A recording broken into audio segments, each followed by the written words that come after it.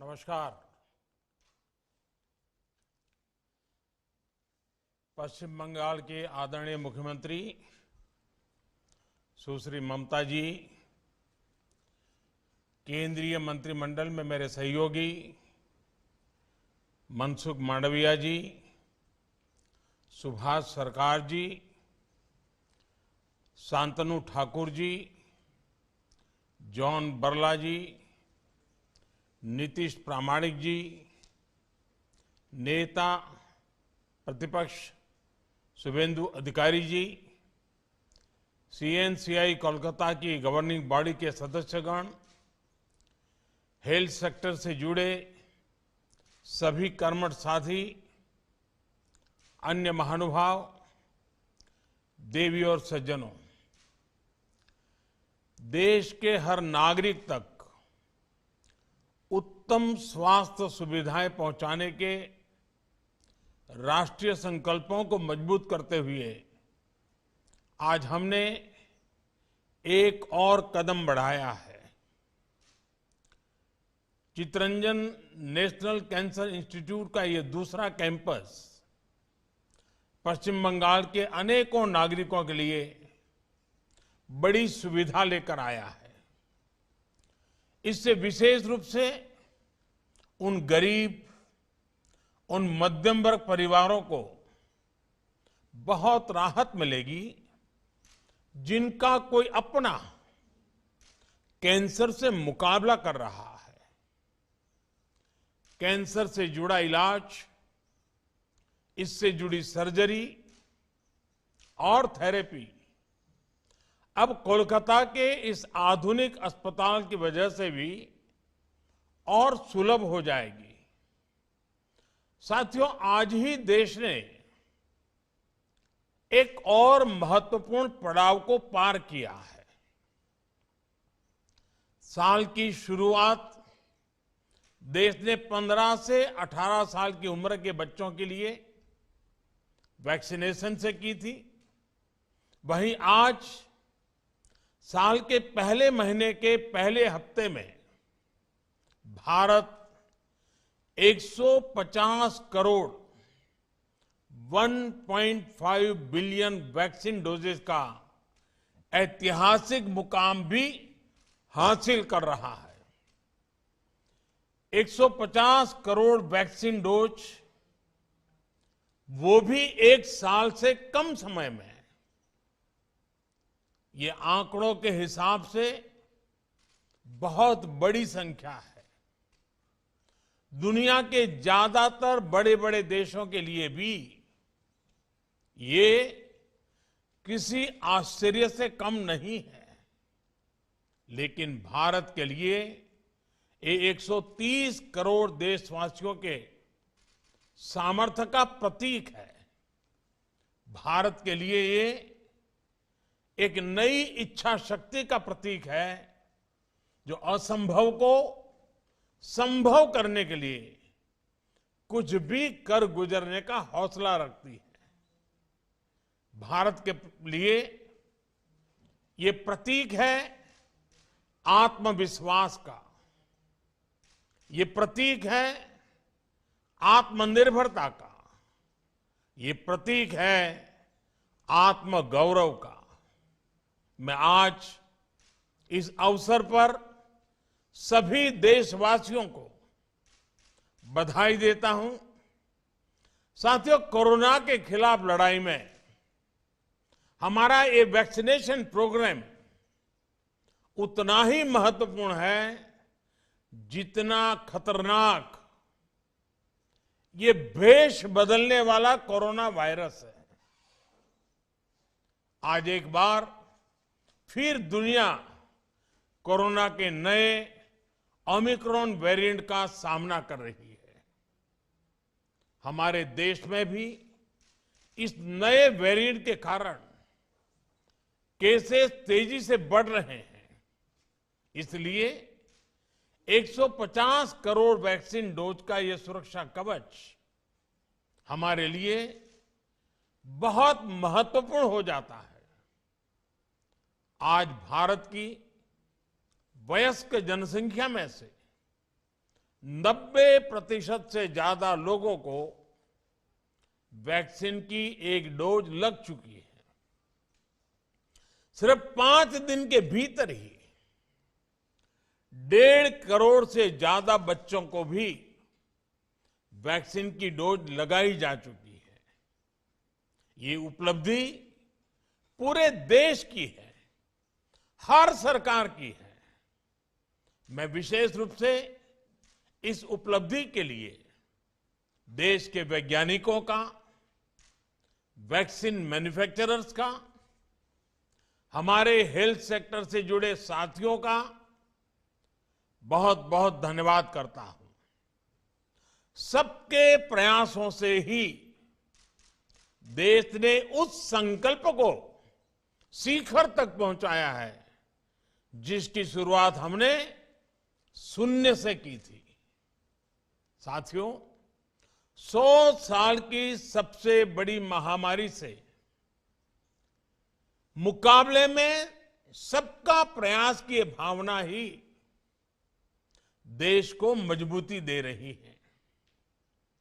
Covid से लड़ने के लिए बेसिक और क्रिटिकल इंफ्रास्ट्रक्चर के निर्माण से लेकर दुनिया के सबसे बड़े, सबसे तेज मुफ्त टीकाकरण अभियान तक ये ताकत आज हर तरफ दिख रही है। इतनी भौगोलिक, आर्थिक और सामाजिक विविधताओं वाले हमारे देश में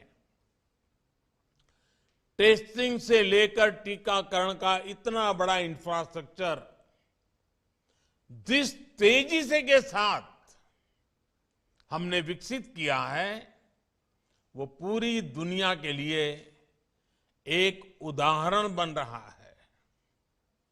साथियों, अंधेरा जितना घना होता है, प्रकाश का महत्व उतना ही ज्यादा होता है।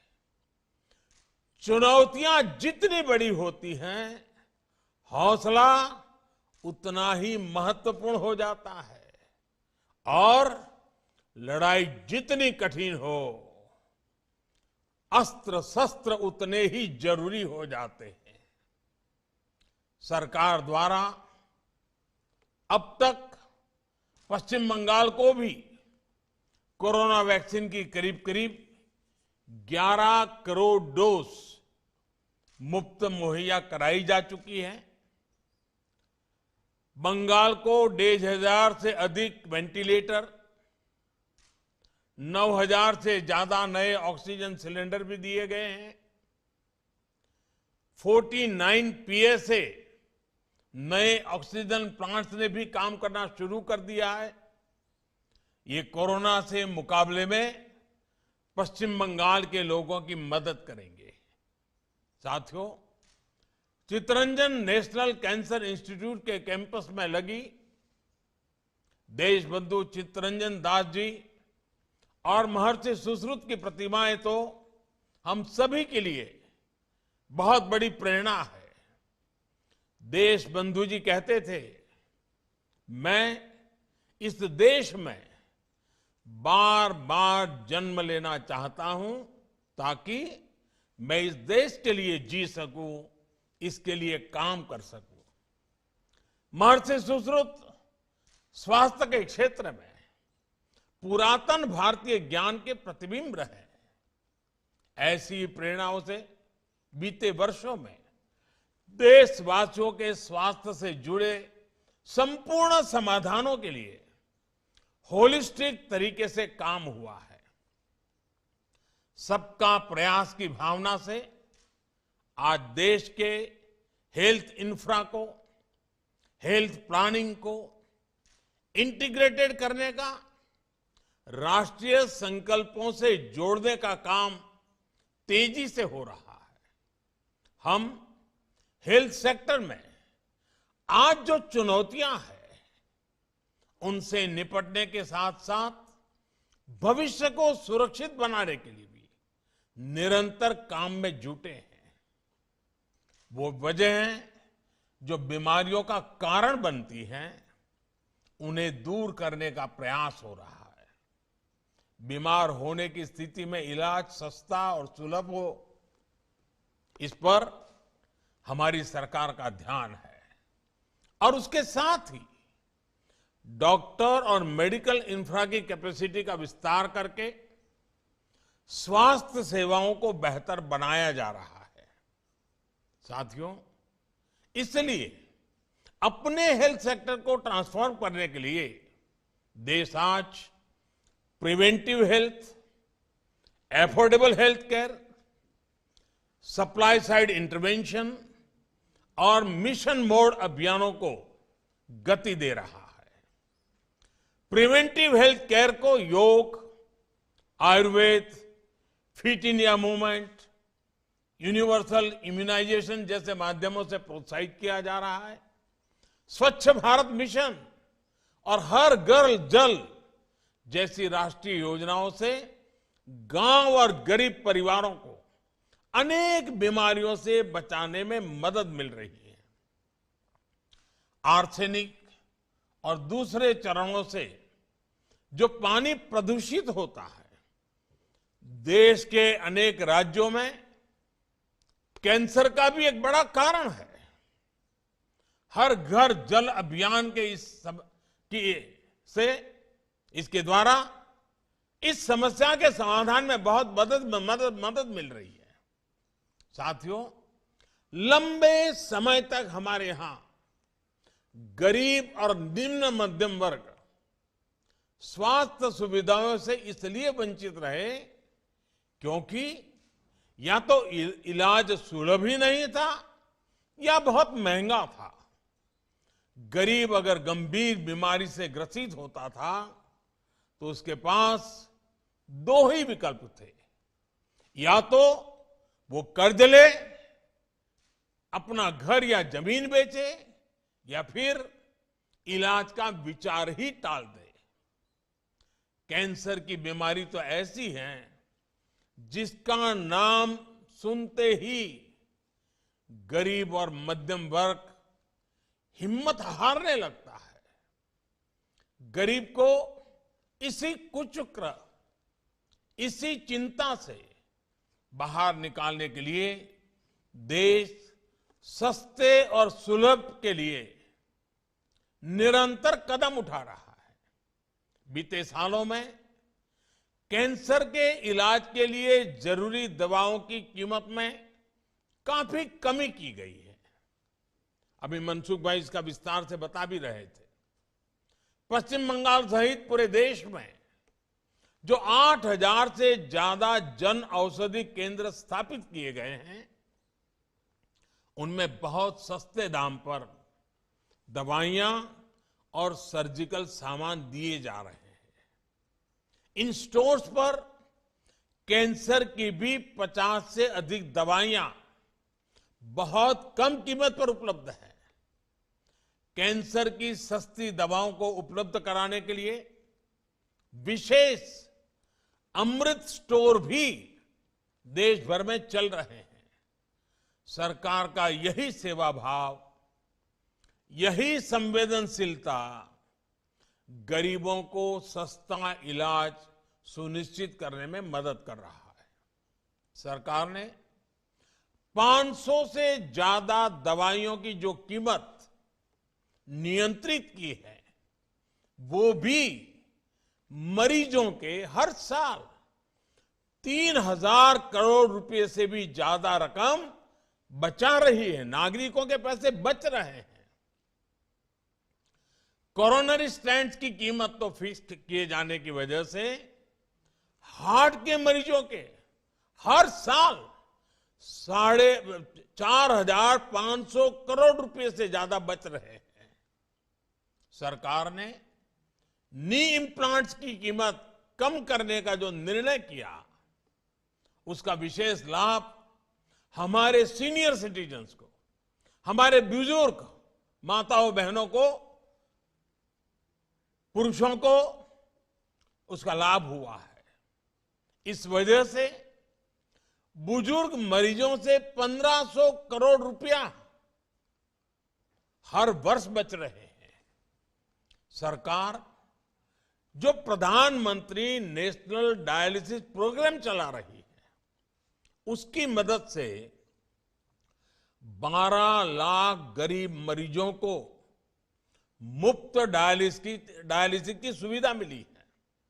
इससे भी उनके 520 करोड़ रुपए से भी ज्यादा रकम उनकी बचत हुई है।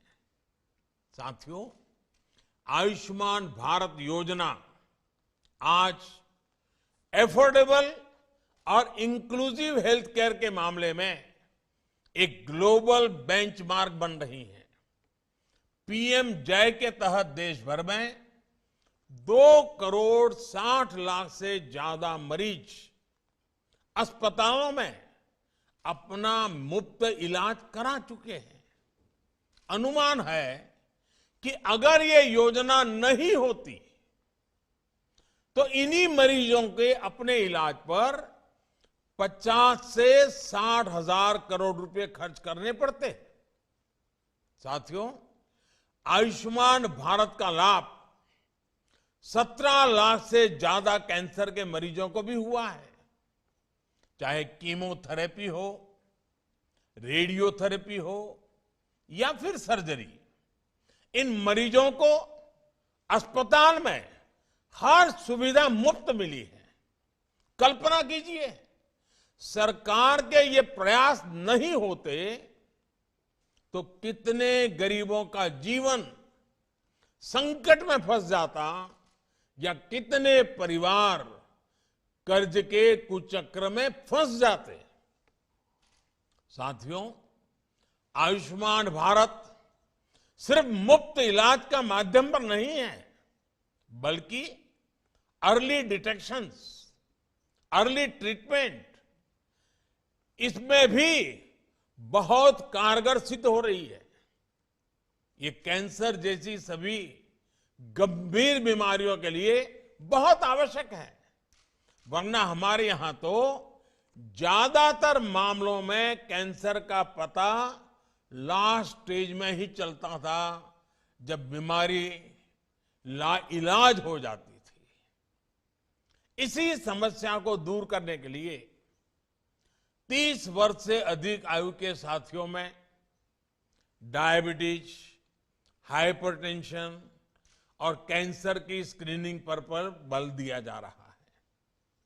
आयुष्मान भारत योजना के तहत गांव-गांव में बन रहे हजारों हेल्थ एंड वेलनेस सेंटर इसमें आज बहुत उपयोगी सिद्ध हो रहे हैं। बंगाल में भी ऐसे 5000 से ज्यादा हेल्थ एंड वेलनेस सेंटर बनाए गए हैं। देश भर में लगभग 15 करोड़ लोगों को ओरल, ब्रेस्ट और सर्वाइकल कैंसर के लिए स्क्रीन किया जा चुका है। स्क्रीनिंग के बाद जिनमें लक्षण दिखते हैं, उनके इलाज के लिए गांव के स्तर पर ही हजारों स्वास्थ्य कर्मियों को विशेष रूप से ट्रेन भी किया गया है। साथियों, एक और बहुत बड़ी समस्या हमारे हेल्थ सेक्टर की रही है, डिमांड और सप्लाई में बहुत बड़ा गैप। डॉक्टर और दूसरे हेल्थ प्रोफेशनल्स हो या फिर हेल्थ इंफ्रास्ट्रक्चर, डिमांड और सप्लाई के इस गैप को भरने के लिए भी देश में आज मिशन मोड पर काम हो रहा है। साल 2014 तक देश में अंडर ग्रेजुएट और पोस्ट ग्रेजुएट सीटों की संख्या 90,000 के आसपास थी। पिछले 7 सालों में इनमें 60,000 नई सीटें जोड़ी गई हैं। साल 2014 में हमारे यहां सिर्फ 6 एम्स होते थे। आज देश 22 एम्स के सशक्त नेटवर्क की तरफ बढ़ रहा है। भारत के हर जिले में कम से कम एक मेडिकल कॉलेज जरूर हो, इसके लिए काम किया जा रहा है। इन सभी संस्थानों में कैंसर जैसी गंभीर बीमारियों के इलाज की सुविधाएं जोड़ी जा रही है। देश में कैंसर केयर इंफ्रास्ट्रक्चर को मजबूत करने के लिए 19 स्टेट कैंसर इंस्टीट्यूट्स और 20 टर्सरी केयर कैंसर सेंटर्स भी स्वीकृत किए गए हैं। 30 से अधिक संस्थानों पर तेजी से काम चल रहा है। पश्चिम बंगाल में भी कोलकाता, मुर्शिदाबाद और वर्धमान के मेडिकल कॉलेज में अब कैंसर से मरीजों का इलाज और आसानी से हो जाएगा। हमारे आरोग्य मंत्री मनसुख भाई ने इसका विस्तार से वर्णन भी किया है। इन सारे प्रयासों का एक बहुत बड़ा प्रभाव हमारे देश में डॉक्टरों की उपलब्धता पर पड़ेगा। जितने डॉक्टर देश में पिछले 70 वर्षों में बने, उतने डॉक्टर देश में अब अगले 10 वर्षों में बनने जा रहे हैं। साथियों, पिछले वर्ष देश में जो 2 बड़े राष्ट्रीय अभियान शुरू किए गए हैं, वो भी भारत के हेल्थ सेक्टर को आधुनिक स्वरूप देने में बहुत मदद करेंगे। Ayushman Bharat digital health mission इलाज में देशवासियों की सहूलियत बढ़ाएगा। मेडिकल हिस्ट्री के डिजिटल रिकॉर्ड से इलाज आसान और प्रभावी हो जाएगा।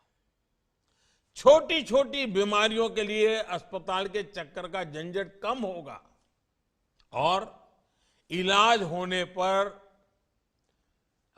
पर होने वाली अतिरिक्त खर्च से भी नागरिकों को मुक्ति मिल पाएगी। इसी तरह आयुष्मान भारत इंफ्रास्ट्रक्चर मिशन से क्रिटिकल हेल्थ केयर से जुड़ा मेडिकल इंफ्रास्ट्रक्चर बड़े शहरों के साथ साथ अब जिला और ब्लॉक स्तर पर भी सुलभ होगा। इस योजना के तहत पश्चिम बंगाल को भी 5 वर्ष में 2,500 करोड़ रुपए से अधिक की मदद मिलनी सुनिश्चित हुई है।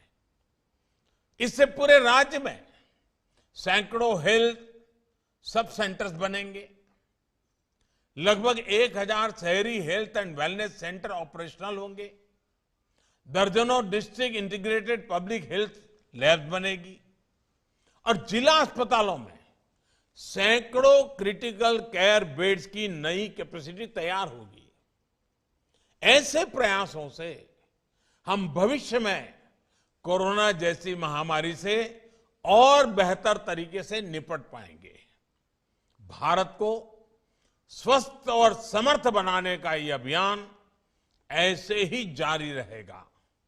मेरा सभी नागरिकों से फिर आग्रह है कि सतर्क रहें, सभी जरूरी सावधानियां बरतें। मैं फिर एक बार इस कार्यक्रम में उपस्थित हर किसी का हृदय से बहुत बहुत धन्यवाद करता हूं। आप सबको अनेक अनेक शुभकामनाएं देता हूं। बहुत बहुत धन्यवाद।